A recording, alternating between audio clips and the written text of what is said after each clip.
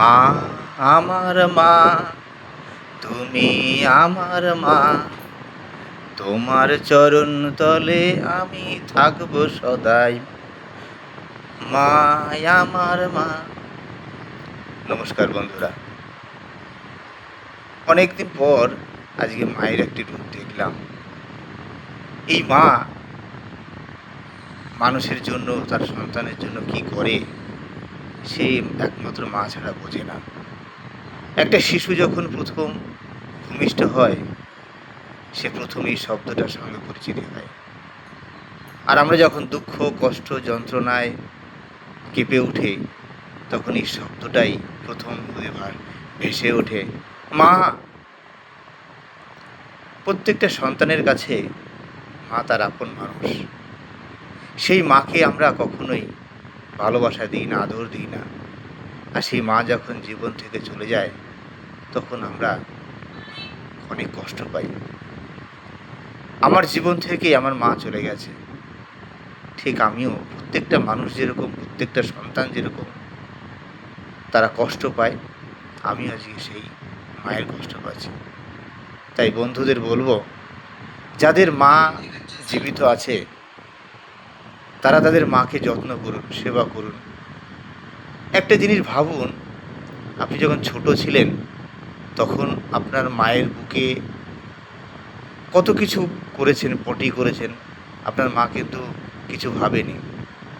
আর সেই মা যখন বৃদ্ধ হয়ে যায়, আমরা তখন সেই মাকে দূরে সরিয়ে দিই। আমরা একবার ভাবি না যে আমিও তো তার মুখের উপর পটি করেছিলাম, আর আজকে সে যখন পটি করছে তখন আমরা তাকে সিঁড়ির তলায় রেখে দিই। না, এটা আমাদের কখনোই ঠিক না। মা তো মাই হয়। সে না খেতে পেয়ে দিনের পর দিন আপনার জন্য অপেক্ষা করেছে। সেই অপেক্ষা কিন্তু অন্য কেউ করেনি বা করে না। আমরা ভাবি আমার জীবনের শেষ সঙ্গী আমার স্ত্রী, কিন্তু দেখবেন স্ত্রী তো স্ত্রী হয়, আর মা মাই হয়। তাই মা যে কী বস্তু সেটা কাউকে বুঝিয়ে বলা যায় না, কিন্তু তবু বলবো, পৃথিবীতে এই শব্দটাই পবিত্র।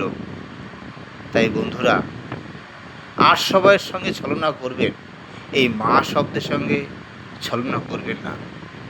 আর একটা রিকোয়েস্ট, যে আপনারা যাদের যাদের সামনে মা আছে, তারা কষ্ট, যন্ত্রণা, অনেক কিছু আপনার থাকতে পারে, কিন্তু সেই মাকে আপনি ভালোবাসুন, শ্রদ্ধা করুন।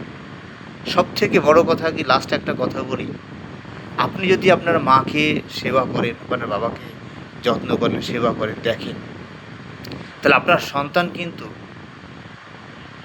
আপনাকে দেখবে।